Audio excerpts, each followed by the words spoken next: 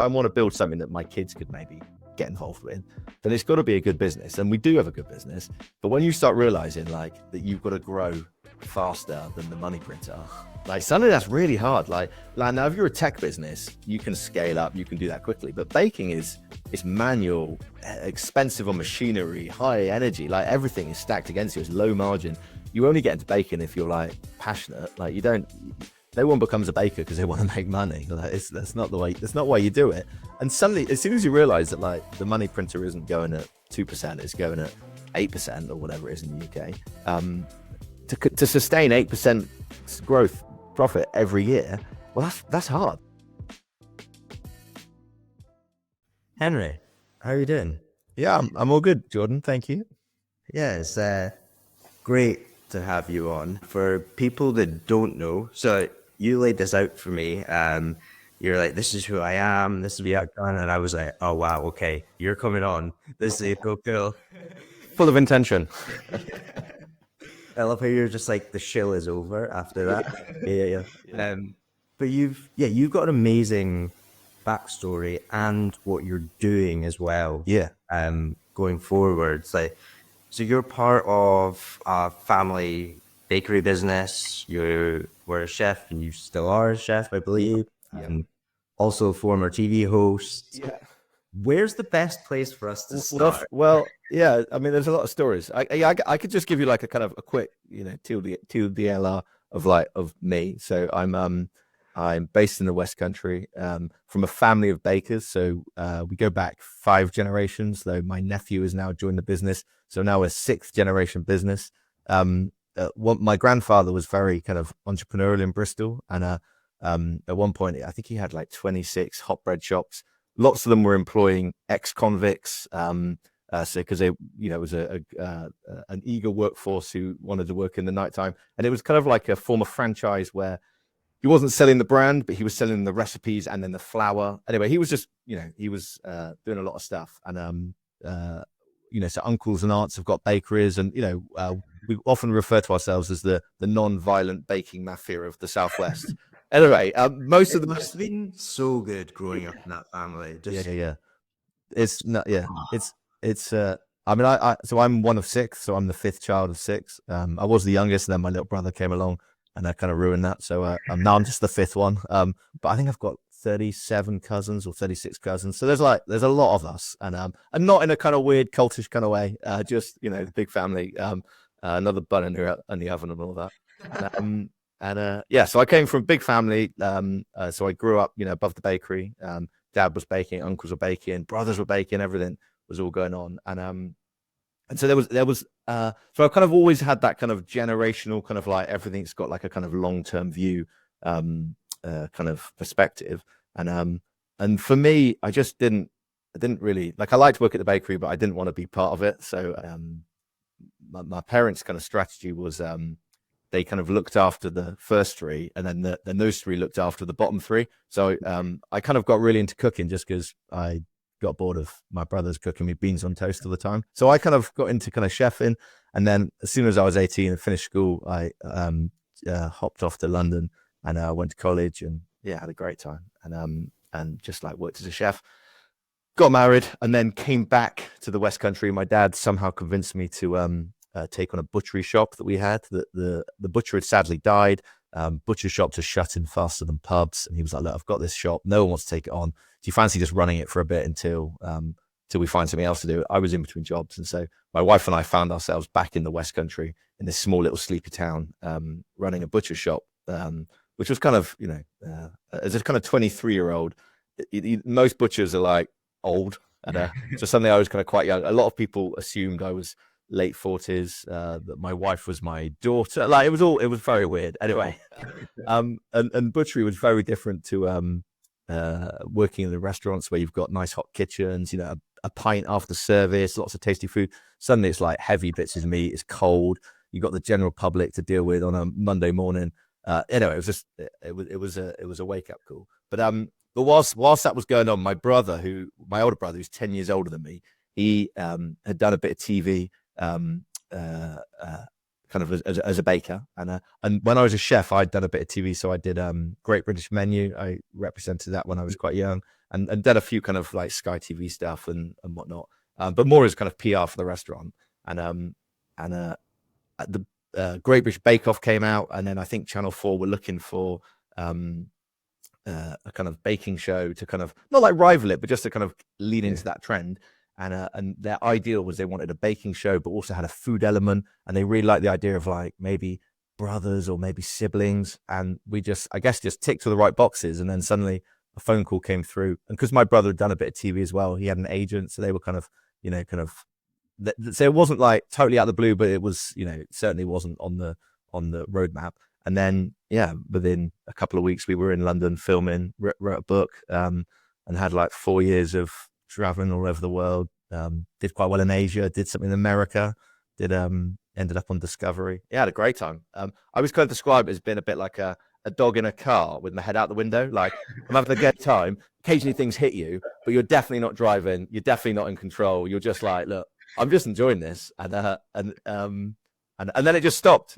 I don't know whether we were just maybe I don't know. Like kind of YouTube and everything was kind of coming up, and we were maybe just caught a bit blindside. But we were told at the beginning, if you got more than 2 series, that was pretty good. That was kind of average, and we got 3.5. So can't say, and we got a book out of it.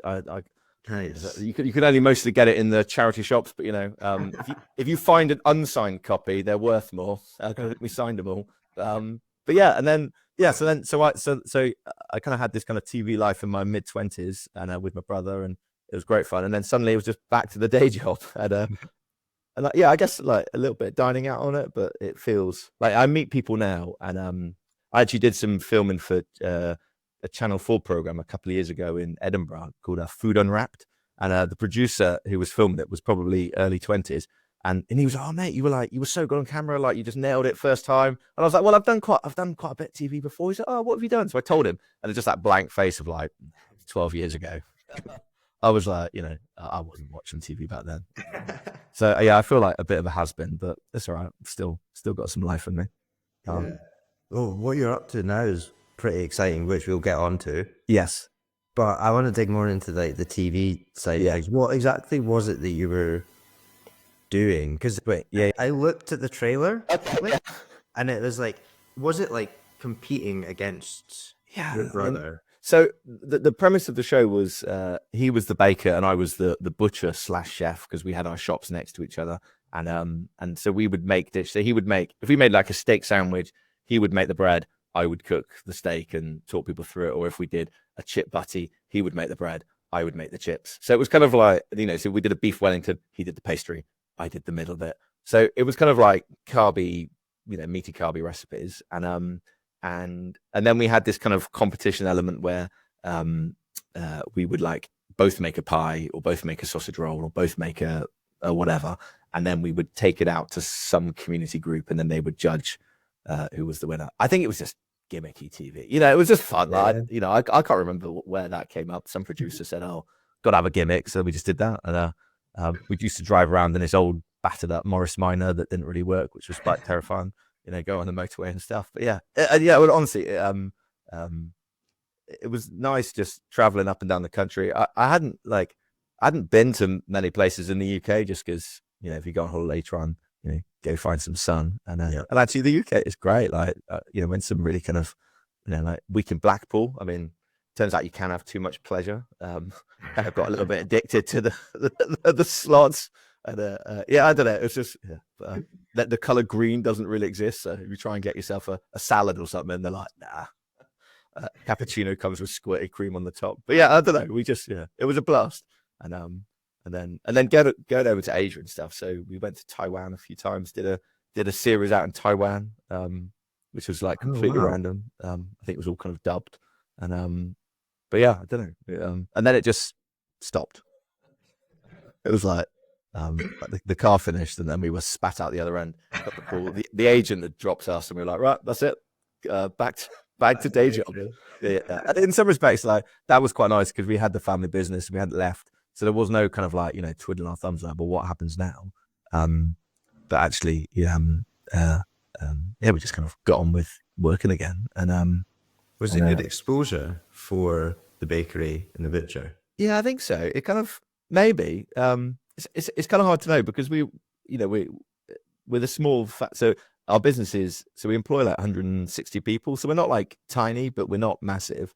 And so as like directors, we're very like we're very involved, like we're kind of part of the running of it. So if you're suddenly not there for like 6 months, even though it was good for us, and I think it certainly has helped but it probably was also just as chaotic for everyone else, because suddenly things didn't move forward because we weren't running our business. We were off gallivanting around, having a great time, and then staying in nice hotels, and going about, and living the TV life, so to speak. So I don't know. Yeah, if you ask my other brother who like stayed in, he'd probably say it was a right pain in the ass because he had to work doubly hard, and we were just basically pissing around. But I don't know. It's a funny thing. It's not done any harm, but like so I work in sales now, and we don't like, very rarely do people bring it up. Like, I think there's like a picture in and they're like, oh, didn't know that. But yeah, it's kind of, I guess it was a decade ago now, so Yeah. maybe ancient news. Are you so your sales at the bakery? At the bakery. How many stores do you So have? we've got 4 shops, but we're mostly like hospitality. So we sell to lots of like pubs and cafes and restaurants, and kind of a lot of it like Southwest. But then we also work, so we sell, for example, quite a lot of bread to the National Trust. So it goes through a wholesaler. And it's not, it's good product. We buy good flour, we ferment it properly. We try and we try and make bread that we would feed to our kids and our family, and then, but we just we try and, I guess we've been going around for a long time, so we kind of were of a size that I think how many we probably make about 150,000 loaves a week. So it's like, it's a lot of bread. Wow. But then if you compare that to like a big bakery like a Warburton's or a Kingsmill, it's tiny. Like, we're like we're like 0.1% of the baking industry in the UK. But as a kind of artisan business that's trying to do things properly, and not trying to like shortchange people, we're not trying to make the cheapest bread. We're trying to make good quality bread, and so from that point of view, we're kind of maybe middle to big, but yeah, it's nice. It's a great business, and I mean, it has its frustrations and challenges being family, but we have to spend Christmas with each other, so we're pretty good at diplomacy, and generally we kind of get on. And those who don't tend to leave and go to someone else, so it's like maybe a bit of survival of the fittest. But yeah, I don't know, it's a funny one. My wife used to work there, and she's like really smart, really I always think she's like a high processing computer, and we're all like kind of slightly old, chuggy. Everything takes a little bit longer to get through, and but you kind of like, when you're a family business and there's a lot of family, you have to take everyone with you. So there's no point charging ahead too much, because people just they dig their heels in. So you have to kind of you have to adapt, but you have to take everyone with you, which can be frustrating if you're trying to like move things quickly. And but yeah, maybe a bit like Bitcoin. We're kind of like, it's just like slow and chuggy, like try not to break anything. Just keep going, but don't like, you've got to grow, but like don't screw it up. Yeah, it's a great way to segue into it. Yeah. Because how recently have you gone down the rabbit hole, let's say? Yeah, like 2021, the absolute top. I bought my first. Actually, a friend told me I should buy some Dogecoin, and I was at the football pitch, and so I was like, and when I was on TV, we had like a big social media following. So I think I had like 30,000 Twitter followers, maybe 50,000 on Instagram. I might have inflated them slightly, but I had like a lot. And then when the TV dropped, I kind of I then had kids, and I found I was just ignoring them. So I deleted all social media kind of about 7 years ago. So I went full cold turkey and just, I was like, I'm done with it. I've had enough of this rubbish. And so when I guess when Bitcoin's kind of popping off, I just wasn't aware of it. Like, it wasn't even in my zeitgeist. Like, you occasionally see stuff in the news, and it was always like, it's gone up, or it's a scam, or it's dead again. And I just didn't really pay any attention to it. And it was only when this, the tail end of the pandemic, my friend was like, "Oh, have you bought some Dogecoin?" And I was like, "Well, how'd you buy it?" So we downloaded one of the I think it was like eToro app or something, and I just bought 25 quid's worth. And then I was like, well, I've heard of Bitcoin, so I'll buy 25 quid's worth of Bitcoin as well. And then I'm no gambler. Like I've always been like spend less than you earn kind of thing. Mm-hmm. And no idea what to do with it. My wife's pretty good at spending it, so it tends to just fritter away. But I was then Googling like what is Dogecoin and what is Bitcoin. And Dogecoin, I went on the website and was like, well, clearly it's a joke, isn't it? Like the website basically says this is a joke, and it's got no cap supply. I was like, well, clearly this is a load of rubbish. Not going to buy any more of this. And then on Bitcoin, I was trying to find the website, couldn't find one. Then you just suddenly start seeing all these like clearly quite smart people saying, oh, this is a bit different. And I just kind of was like, well, what is it? Like, I want to find out. So I did a bit more reading, and then within 2 weeks, I fully orange pilled myself. And then I was like, well, this is it. This is what I've been looking for. So I just started buying what I was putting into my pension.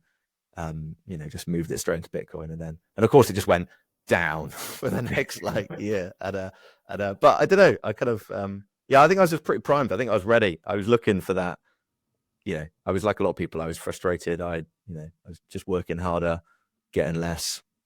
Didn't have a plan for what to do with money. I mean, I earned loads doing the TV, and we just spanked it all on holidays and probably some overpriced flannel shirts that don't fit anymore. It just got not wasted, but like I got nothing to show for it, and I guess I was a bit disappointed of like and it's like, well, savings accounts are rubbish.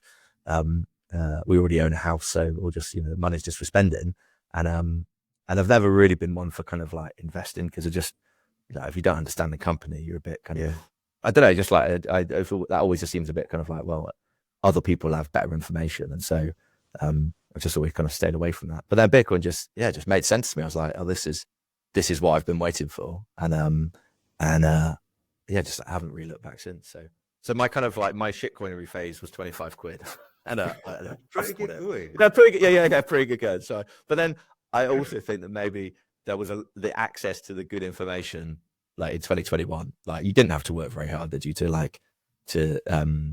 find that actually this is clearly the way forward, and everything else is just if you're into gambling or taking a punt, why not? But in terms of what you're actually gonna put your time and wealth into, and it's I guess it's the thing with Bitcoin, and I don't know if it's the same for you, but like when I first got into it, I was incredibly enthusiastic, and I was just telling everyone, and then very quickly you realize people are just like, shut up, like stop talking. And like my wife used to like kick me under the table, be like, please don't talk about Bitcoin, like all of that. And you go to the pub with your mates, and they're like, don't want to talk about it. You bring it up, and you're like, no, they're just not interested. So you just end up not talking about it. And then I didn't know any Bitcoiners. I wasn't on Twitter. I was just this kind of like frustrated, bloke like listening to far too many podcasts, but no kind of like outlet. And like, I kind of feel like in life you need to be able to sometimes you have to like test out theories. Like you need to say them out loud to be like, do I agree with that, or does that actually sound completely nuts? And obviously you're getting all of this information online, and some of it is a bit like, oh, I'm not sure whether I agree with that, but you kind of need to like have someone to like bounce those ideas off, to like formulate your own view. Like I'm not smart enough to be able to just like think about it in my head. And so then occasionally it would come out, and you just like, you sound like sound a bit. Exactly. Like I remember that phase really well, and it was like during that phase I got a custom. It was when we were doing a conference in Edinburgh, a custom Bitcoin kilt made with a big B on it, and like I'd gone full, like I went full Bitcoin, and I was trying to tell everyone about it, all my friends. This is when Bitcoin was at like $16,000, or what it was, and they're like, "No, shut up." But you feel yourself like, for the people who don't want to hear about it, you feel yourself distancing from them, which is when you have to like rein it in almost. Yeah, totally. And it's hard, isn't it? Like, so I kind of fast forward. So obviously, we've gone through the bear market. Now I'm feeling quite, I'm feeling a bit more smug that it's not completely died, and like, and people have maybe come back and said like, like what, they're definitely getting more people talking about it. But still kind of more in a kind of like, how's Bitcoin doing? I'm like, just the same. Like it's all good, it's there for anyone, So there's still that kind of suspicion, or maybe I don't know. Is it? I don't know. It's just I guess it's you got to be ready for it when you're ready for it, haven't you? And but it was actually my wife was like she doesn't mind me talking about it, but she's like, please don't talk about Bitcoin all day every day. And I know that's all you want to talk about. So like we'll go out on a date and we'll have a little chat, and then within 5 minutes I'm like talking about Bitcoin. She's like, I need a bit of a rest from it, kind of thing. So she actually said that I think you need to go meet people to talk about Bitcoin, because you're just going to go a little bit nuts. Like you're becoming a closet weirdo. So I was like, right, well, I just reach out and try and meet people. So I went to Cheat Code in Bedford. I've never been to Bedford, and I don't know if I said, and yeah, it was just nice just to just meet it. And I guess it was kind of putting my head above the parapet a bit, like, hi there, I'm here to say hello. And actually, it turns out most of the people there were pretty normal, same kind of story, don't really talk to anyone, kind of feel like a closet weirdo. And actually it was just nice just to kind of, cut out all of the kind of the bullshit of like small talk. Like, I can't do it anymore. Like, I can't stand at the school gate and just talk about the weather or, how crap your job is. Or I'm just not into it. I'm just like, I just want to get straight in and talk about the stuff I want to talk about, but you just gonna think I'm mental. So I just stand there and go, yeah.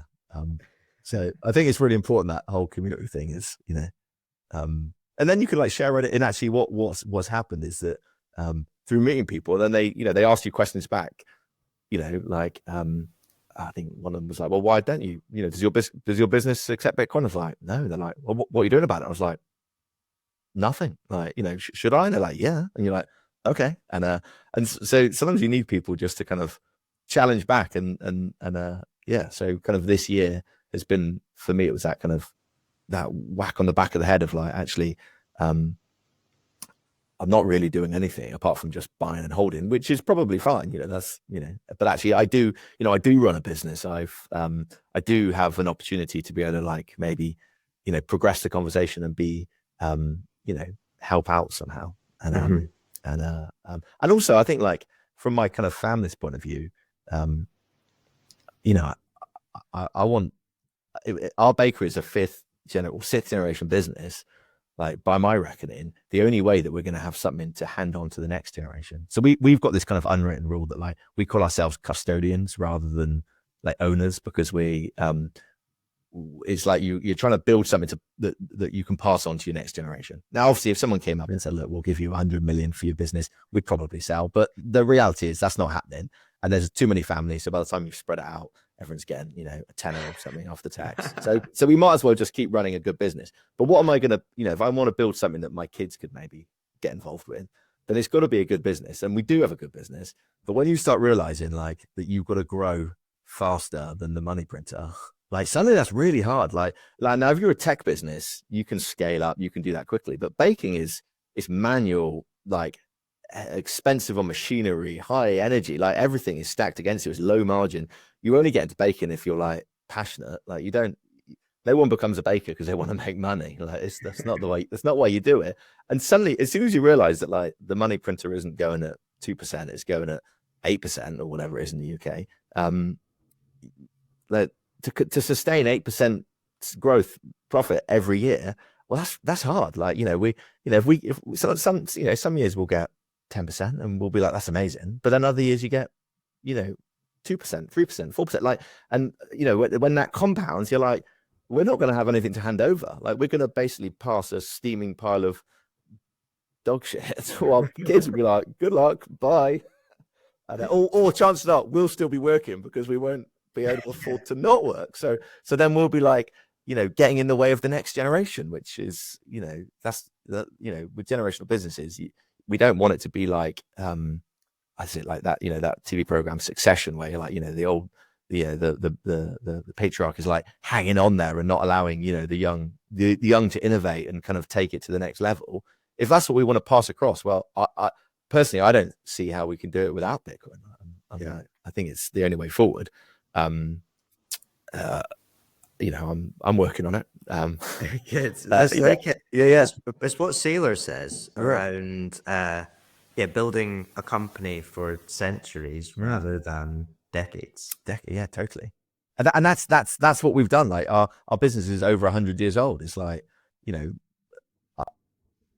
I want to know that if I'm going to keep working at this bakery, that we're going to try and build it for another 100 years, and that means we've got to continue to run a really good business that, you know, is a good local employer and has really good customer base. You know, there's got so many great things, but if it is unfairly the business model just can't keep up with inflation, then it'll die. You know, that's an inevitability, or we'll just have to keep cutting, you know, like, you know, cutting quality, you know, all the things that Joe was talking about in his you know, in his slide, you know, like reduce shrinkflation, or you know, losing staff because we've got to automate stuff, you know, all these things that, like, then, you know, maybe they're not all bad, but like, actually, are they going to change who we are as a business? And is that actually, do we want to become the next Warburtons? No, like, that's not what we want to do. We don't want to just make mass produced bread that, like, you know, is cheap on the supermarket. We want to make stuff that nourishes people, that, you know, that has got real value to it. But if we can only do that by, like, cutting the quality or putting the prices up, so then, you know, people can't afford it, only people who've got really good jobs can afford it. Well, it's like, well, that's not really what we're trying to do. You know, we're trying to make bread for everybody. And so I get really excited. I'm like, no, look, if we adopt Bitcoin, it seems totally weird, but like, give it 20 years. You know, when we need to, like, make these big decisions, we'll have this, like, treasury that we can then tap into. We can loan against it. We can sell it instantly if we've got you know, a liquidity problem. Like, there's all these options we've got.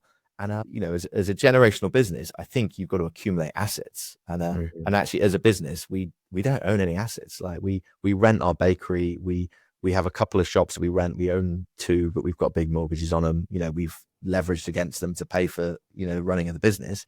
And actually, what we don't have is assets. And actually, Bitcoin is the best asset, because you can buy as much as you like. You can sell it when you need to. Like, you don't need to go, you know, well, you know, it's just like, it's just the best. You're like, you know, and this isn't Bitcoin is a improved store of value, but if we go back 50 to 100 years, like, it's not a new concept that you should be buying assets. So, if, like, I always refer to like McDonald's. Yeah. That film, The Founder. Have you watched Founder, it? exactly. Yes, for me, I was like, that's it. Like, Yeah. come on, So anyone that's not watched it, who's listening in, watch it. because it's great just to know how McDonald's has become so big, but to actually find out that they're more of a real estate company rather than a food chain, is quite incredible, because they've built up their asset on their assets on the balance sheet. I think when I done a presentation about this maybe like 6 months ago, I think in 2023 they had somewhere around 50 billion of real estate on their balance sheet, which means that they can last centuries. Yeah, totally. As a company. Yeah. Now we've got this thing where you can accumulate, any business can accumulate at like £5. Yeah. And that is such a, like, well, it's a, you know, it's a total game changer, isn't it? And all you know, the cheat code, whatever you want to call it, you know, it's like, it totally is, because we've been trying to buy, or we've wanted to buy the land that our main bakery is on, and but it's all tied up in a pension trust for the landlord, but also he gets a yield on it each year because we pay rent, and so he's like, look, I don't need, you know, whatever, £1 million for the land. Actually, I quite like your rent coming each year, because I can just live off the rent and I don't need all the hassle, and I don't have to pay capital gains tax. And you totally get it. So then we've now signed another 20-year lease, because actually most of our staff can walk or cycle to work, you know, that we're a local business. And so you're like, well, we can't accumulate that asset, but also if we were to buy it, well, that's a lot of money that actually we should be spending on a new mixer or a new oven. You know, there's always costs that, you know, things that we need to invest in to actually make the business better. And so for me, I'm like, well, Bitcoin's great, because I'm not saying like put everything into it, but just, you know, you just slowly start accumulating like what you can, and then over a long enough period of time, you're like, oh, actually now that's becoming materially beneficial to us. And then you go, you know, 10 years, which is nothing, you know, when you've been around for 100 years.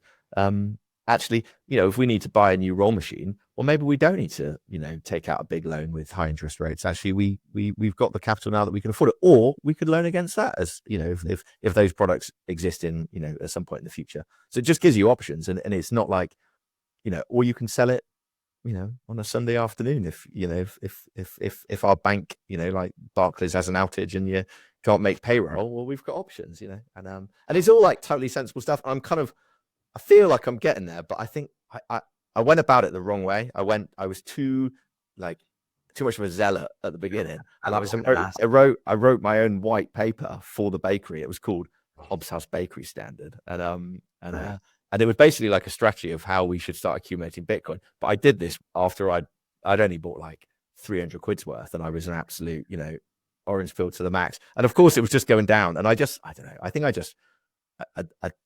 I went about it the wrong way. I didn't meet people where they were. I was just like gaslighting them with my own kind of like enthusiasm, and I think you can do damage with that. And and then I kind of, when it was in the bear market, it was like no one wanted to talk about it, and I'm like, yeah, I'm still buying it, kind of thing.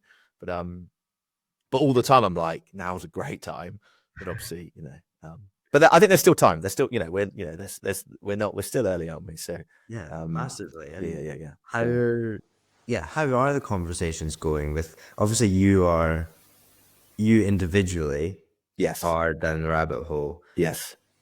Are you getting anywhere with? Yeah, like a little bit. I think sometimes family's a hard one, isn't it? Because they like I'm not the youngest. I'm the fifth child, and I'm also the kind of the chef of the family. So my family will always talk to me about cooking. So if they phone me up, 9 times out of 10, it's like, I've got this lamb shoulder. What do I do with it? That's my lane. They trust me on that. So if I start talking about the banking sector, they're like, what? Like, shut up. Talk about cooking. Like you're the cooking guy. You're not the kind of financial advisor guy. You didn't get a unit, and they never say that, but like, people get, like, you get put in a box, don't you? And it's hard to kind of escape that box. And so there's a bit, I've probably just bitten my tongue quite a bit, but the thing that changed it was that I was like doing it personally, and then I've been trying to like convince my family as for the bakery point of view. But then on the side, I've started running these like monthly supper clubs. So I call them Feast with Henry Herbert. It was a little bit out of, I wanted more money to accumulate more Bitcoin. That was definitely part of the motivation. My mortgage went up, and I was like, well, I'm just giving more money to the bank, and quite like to take the kids on a holiday. So I needed to, I was like chatting with the wife. It was like, how can we just make a bit of extra income utilizing the things we've got? Now, in an ideal world, we'd have come up with a great passive income. But unfortunately, we've gone completely the opposite way and gone from an incredibly involved income, which requires me to feed 60 odd people once a month. So I end up doing like a kind of 90-hour week. So I just did one this weekend, and they're a lot of fun. I absolutely love it. And so because I used to be a chef, and then I wasn't a chef for maybe 15 years. So I know how to cook, but I haven't been working in a kitchen because I've been on TV and then working in an office. And so actually my passion is food and is cooking. So it's really nice to be able to like buy nice ingredients, put together a nice menu, and feed people. Our shops have cafes, we've got equipment. So I kind of had all of like the setup. I just needed to do it. And so it was when I was at Cheat Code, and I think it was the Bridge to Bitcoin guys. Christopher was talking about, how people should accept Bitcoin and use that. And I was just like, man, like I've been preaching to my family, and yeah, I'm running my own little business, and I'm not practicing what I preach. So I was like, right, well, that's it. I need to, get above the parapet and actually start, like living it myself. So I kind of, got involved with the Bridge to Bitcoin guys. I, got myself a Twitter profile. I started being a bit more intentional, and actually from doing that, and my expectations were fairly low. Like, but suddenly people started coming. So I've probably had 15 or so people come to the restaurant. Some of them local, but some of them have traveled quite far to eat and then pay in Bitcoin, and it's like this novelty. And like, so I don't know, it's just like the community has been really opening, but also now I'm kind of like, I'm practicing what I preach. So when you're talking to other people, it's like, well, actually, I'm kind of doing it, and it's actually totally fine. It's really easy. Like, it's not been, it's just, I mean, at the end of the day, it's just accepting money, isn't it? Like, and Yeah. there's so many, there's so many apps, there's so much info out there, and like, it didn't cost anything, and it essentially you're just tapping into like another network of people who are kind of interested, and then it suddenly gets you thinking of like, well, actually, why am I accumulating Bitcoin? Well, I'm accumulating it because I want maybe to retire at some point and be able to do some fun stuff. But actually, I like taking my kids on holiday, and you get totally screwed over in the summer holidays because the prices are jacked up, and you end up and we have some great holidays, but they're I run a bakery. Like, it's not, I'm not a lawyer, I'm not like, we're not making mega bucks, and I'd really like to take my kids to Asia, to America. I'd like to do that, and actually suddenly I'm like, well, actually maybe Bitcoin is my kind of route into this, because you've got this global community, and well, if I can start tapping into it locally and then meet people, and like, well, then if there's people that I've met online or whatever who are into Bitcoin and they're based in America or in Asia or whatever, actually, well, maybe I can go cook for them. I don't know, like, it's just kind of like lean into it and see what happens. Or if Bitcoin goes up to 1 million, then I can just fund it myself. It's like, but it's I don't know, I just think it's really exciting. Like, that it just opens up this whole world of, like, I don't know, like suddenly the future feels exciting, and like I feel really optimistic, and it's hard to contain it.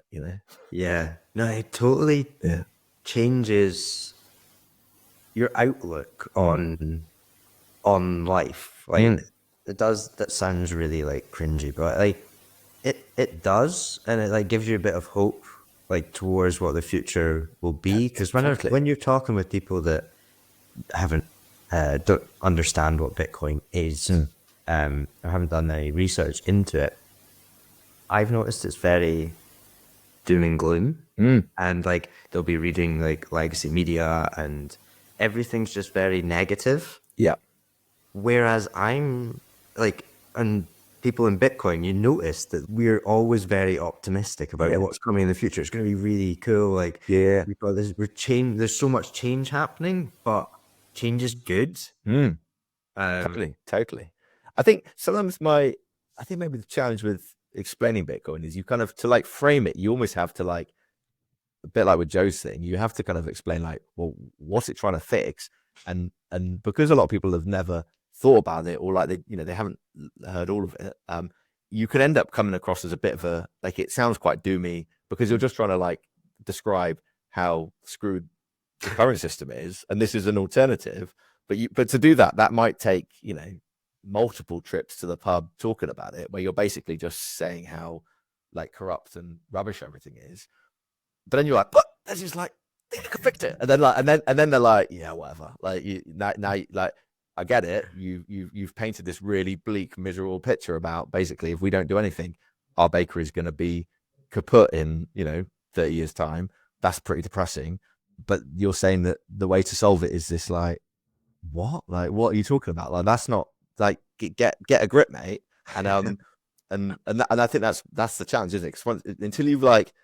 Until you've seen it, once you've seen it, you can't unsee it. But I always think, like, someone said one about, like, people thought the Earth was flat, and then when Galileo or whoever, like, figured out that, like, the Earth was round, and they kind of like had that in their head, but no one else believed them. And you're like, it'd be very hard to be like, yeah, but it's not actually flat, it's round, like, and we're actually circling the sun. Like, he would, those early people would have sounded completely insane, whereas now it's just like, yeah, obviously it's the Earth's round, like, it's like, and it kind of feels about that. So you explain to people, you're like, I just feel like Galileo, like, the Earth's round, it's not flat. And you can try and tell me I'm nuts, but I've seen it, and I know it's kind of easier, because actually with Bitcoin, you don't, like, I actually can't prove that the Earth's round because I haven't been to space, and I could only see the hill opposite me. But like with Bitcoin, you can kind of just like Google it and it will tell you what it is. And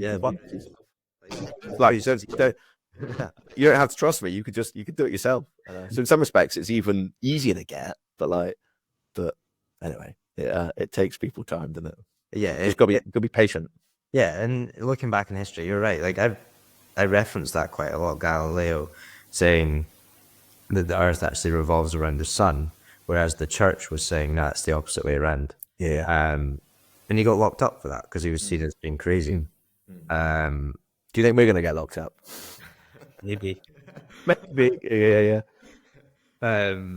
Yeah, it's going. I just got a question around like because hospitality has Yeah. been just getting like from what I hear like just hammered over the last decade. Yeah. But specifically, probably since COVID, like how's that been? And Well, I think hospitality is hard. Like you people run restaurants because a bit like bakers because they want to, not because it's it tends to come from a passion project and rather than a kind of let's make a load of money, which is good because then you've got great passionate people and it's a wonderful industry to work in and there's a lot of fun to be had but I guess you've got costs going up, which then suddenly eating out becomes quite expensive, and it becomes like a treat. I think like the good places tend to survive, like because they're offering good value, like you're getting something exceptional. Maybe it's like the kind of mid-tier stuff that struggles, and the stuff at the bottom, well, that just kind of churns through.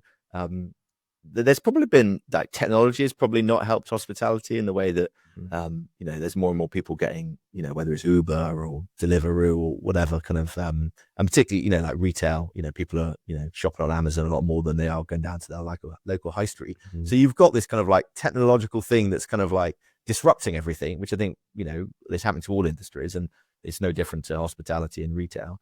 But also then you've got all of these kind of like headwinds of like inflation, energy costs, staffing costs, all the taxes that go with it. Everything's getting harder and harder, and I think part of the reasons why it's stayed buoyant is there's enough people who dream, and so when someone goes bust, there's always another sucker who's like, oh, my dream is to run a cafe, so they've got this passion, and so they go and do it, and then they do it for a few years, they get burnt out, and they go, I'm out. But then there's someone else waiting in the wings who's like, yep, I'm taking that lease. And you see it like, my local towns or, like places around here. There's like a site that just keeps going, every 6 months they go bust and someone else takes on and invests all their life savings and buys another coffee machine. And we then go to this, there's a place around us, this catering auction, and we go there and pick up bargains. And I like to say it's where people's dreams go to die, because it's like brand new equipment that's been like sold for nothing, and it's like it's terrible. But you're like, it's the reality. Like, it's a hard industry, but it's getting harder. And I think more people are like, I know enough people who have ran a pub or done this or try to open a restaurant, and it's just you just can't make money. They just it's too stressful. You've got to like you're constantly like trying to find chefs or good staff to work, and then they just basically once they run out of money, they just give up. And I think more and more people are seeing that, so it's harder to like get those new people coming through. And like my little supper club, I've got no ambition to like do more than what I'm currently doing. And I think partly that is because I know that like, well, one is I've got a day job, so it's kind of hard to like, I'm already working quite a lot. But I know that if I took on a lease or took, suddenly you've got to be full Monday to Saturday. You've got to be busy every day, and you've got more fixed costs, more overheads. It's just hard, just like trying to offer a really good product continuously. And when you've got this, like, you've got to keep up with inflation. And so I guess my hope, and I don't know whether it's like a kind of utopian kind of dream, but like, I think there's a lot of people out there who've got great skills and are really passionate about something, but they can't make it into a business. So you listen to all the podcasts and they're like, oh, you've got to scale it. It's got to become something, like you've got to build something that then you can like scale it up and then, so it becomes like passive income, whatever. And I think that's all well and good, but actually it's really hard. And actually, like, I don't really want to I actually just really like cooking, and I'm not sure whether I want to make like a digital online cooking platform that I'm like selling out. Like, I'm sure you could make more money, but it's not like what excites me. So my hope is like, if I can like adopt Bitcoin into how I run my supper clubs, well, if by holding a bit of Bitcoin from the profit we make and we're offering a good product, actually give it a few years, I won't need to have to worry about like scaling my business, because the Bitcoin is scaling faster than I can ever. Like, I know that no matter how good I am at chef, the Bitcoin is going to outperform what I can do in a business. And once you kind of get your head around that, you're like, well, that means I can just keep it to what I want, which is like my absolute dream would say, like, I'd like to own a little small holding, or maybe be friends with someone with a little small holding, have a few cows, and then use that produce in my restaurant, feed my friends and family and local people. I kind of don't need it to be more than that, but like that in itself, without Bitcoin, is just it's a it's something that a rich person can do as like a passion project, and they don't need to make money. And so therefore, I can't do that because I have a mortgage, I've got kids, I got bills to pay, so it has to make money. And so therefore I have to, keep grinding at the day job and whatnot, which is like, I'm quite good at it and I quite like it, but it's not like, if money was an object, it's not what I would do. But now suddenly with Bitcoin, you're like, oh, maybe I can do it. Like, I just got to hold in for a few years, and maybe that will be a reality. And don't know. I mean, and maybe we're just the lucky ones because we're a little bit early and we'll get those gains. But I kind of feel like, don't know, maybe the world would be better if like people, didn't have to run massive businesses. They just ran slightly smaller but more sustainable kind of businesses that they really enjoyed, and they really looked after their staff, and they were in control of things that, rather than having to like always scale it and, grow really fast at all costs, because otherwise you're just going to get made irrelevant, and then sell. And actually it's like, well, maybe it doesn't need to be like that. Like, actually, maybe you can, and maybe Bitcoin can help that. And that, and there's always going to be entrepreneurs who are going to want to like, build the next Tesla. I don't know, but like, that's not me. I'm not smart enough. I'm not clever enough. I've got the ideas, but I don't think I've got the execution. But I know I'm quite a good cook, and I can feed 30 people and give them a really great evening. And I think it's that hopeful part about Bitcoin where you're like, actually, no, you can dream a little bit, and it doesn't need to be, I don't know. And like from my wife's point of view, she kind of gets it, and then she's like, oh, it's just a bit, not like risky. Like, she's not worried about the risk side of it, but more kind of that. I guess it's, until you've kind of like mapped out in your mind of like where it could go. It's kind of it. If you show people charts of like, oh, this is what it could be in like 10 years time. I can't predict the future, but it might be, and I've got a fairly strong hunch it's going to be in and whereabouts. That you just sound nuts, don't you? Like, you just look like. I like to explain it like I'm winning the lottery in slow motion. Like, it's like, nice. I know I've got the winning ticket. I can't realize it just yet, but I know it's going to be probably worth more than winning the lottery at some point. And I just got to be patient and keep grinding. And you can join in as well if you'd like. It's like, it's up to you. I don't. Nah, thanks, mate. I think I'll just continue with my moaning about how hard it is, and holidays are not quite as good as they were, and the future looks pretty bleak, and wish I'd had so many kids, and all that kind of stuff. And I'm like, getting the national lottery ticket. I get a national lottery ticket every week. Just in that vain hope. But anyway, I don't know. It's yeah, it's like we're seeing that trend massively, which is why we're building something around that, of like businesses wanting to incorporate Bitcoin into their business, because you're right, it does give you that, once you realize what it is, it gives you that security that you know that it will appreciate against the pound or the dollar. But it's viewing it, to your point just before, is viewing it not as an investment, because that's where people get wrong, because they're like, oh, well, it's high right now, so I should sell. I've had that conversation so many times, like over the past 2 weeks. People are like, oh, I'm not going to put in just because it's really high. And like whenever it just bursts up, people are like, oh, I'll sell. Like, fine if you want to sell something, like go on holiday and have a great time and live well. But understanding that, like, in the future, like, this thing you could use to loan against, and not to view it as like a share in a company. No, well, it's just good money. I think it's just really simple, and it just like it cuts all of the kind of like the complexity of like how you have to manage things. You're like, if I've got spare money, I just put it into Bitcoin, and then I don't worry about it. Like, I sleep really easily. And that the thing I love is like, you've got all of these people like yourself and everyone out there, and they're all making Bitcoin better and I get to benefit it. Like I don't have to do anything, and like I could literally like, and I'm sure there's people out there who have bought Bitcoin and just Emulate kept mouth shut, and actually they still get to benefit in this amazing new system. And I was one of those people, but then I just felt actually, I quite like getting out there. Like I'm not good in the closet, and I don't know particularly what I can achieve, but I just thought, well, if I can do my bit to be like, look, it's not that scary actually. Accepting Bitcoin is quite easy, and there's a real good support out there, and this is what it's done for my life, and I'm still fairly new into it, but like, and that actually, well, maybe that can then help other people to kind of feel, give them a bit of confidence to like, actually, yeah, maybe I can do something about this, Yeah, that's why I wanted to get you on, because I was like so intrigued about bakery side of things, but also the supper club, like what you're doing with that, and hearing that like that's you're accepting Bitcoin, Yes, with that, and then the element of bringing it in and then traveling potentially with it as well. Like that's such a unique idea. Yeah. But like Why not? Bitcoin's everywhere. Yeah, exactly.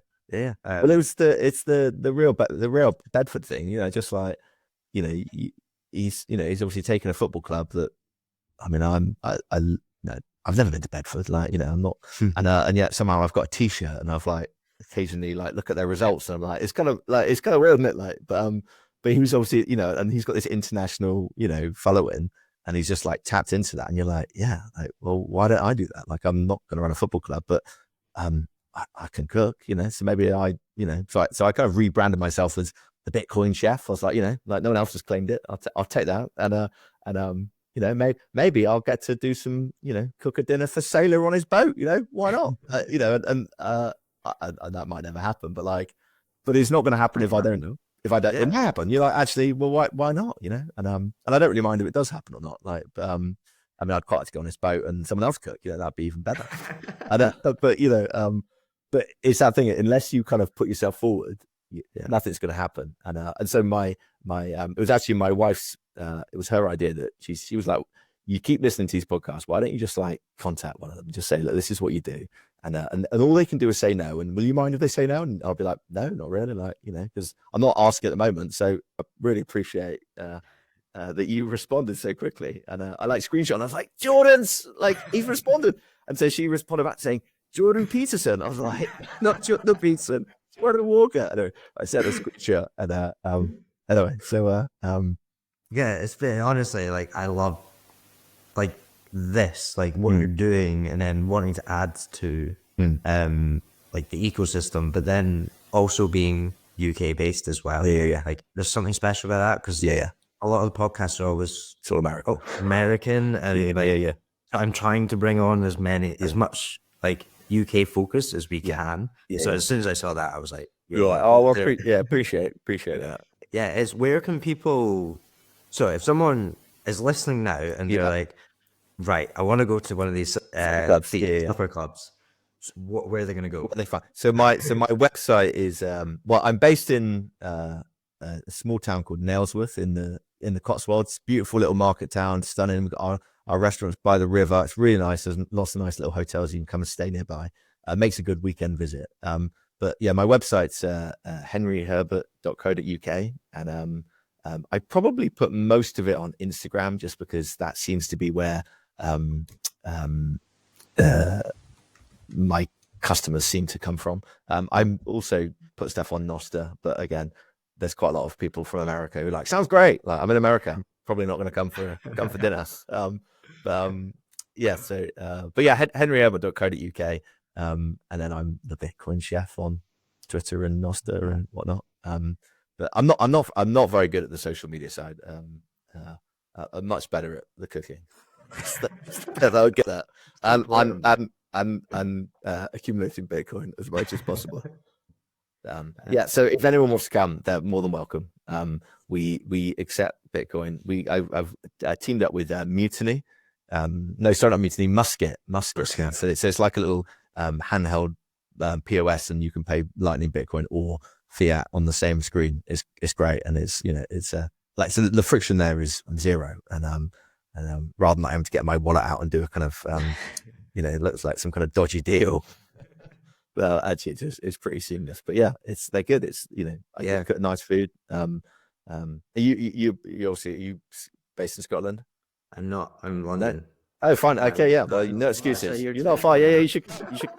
Yeah, you got no excuses.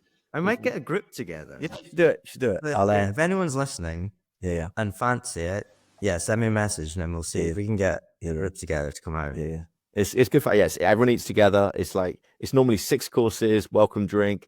Like everyone, there's no choice. So it's just like you just turn up and then I just feed you. And and it's great. It's like, it's a really buzzy atmosphere. It's about 30 people, and we get really nice wine from the local vinter. I send them the menu, they select wines to go with it. And it's a blast. It's good fun. And yeah, it's awesome. Well, thank you for coming on. All those links and everything, I'll put everything in the show notes for the podcast. People can just click on it. But yeah, thank you for coming on, man. It was awesome chatting to you. Yeah, thank you, Jordan. Cheers.